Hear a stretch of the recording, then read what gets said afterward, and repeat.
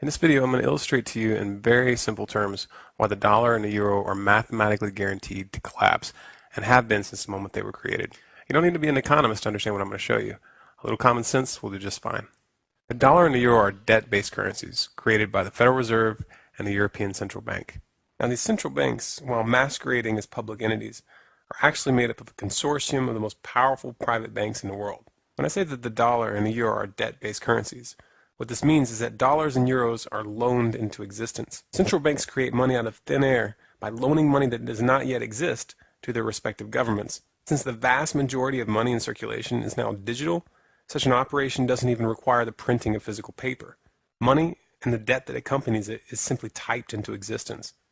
Now, these privately owned central banks don't just loan out their imaginary money for free. They charge interest.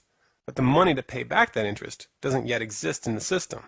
Since all money is created this way, there's always more total debt plus interest to be paid back than there is money. This forces governments to constantly return to those banks for more loans, which create more money and interest. This is obviously a Ponzi scheme, and like all Ponzi schemes, it can only work for so long. The inevitable result when there's more total debt to be paid due to interest than money in existence is that eventually the debt will reach such astronomical proportions that it will become impossible to service that debt.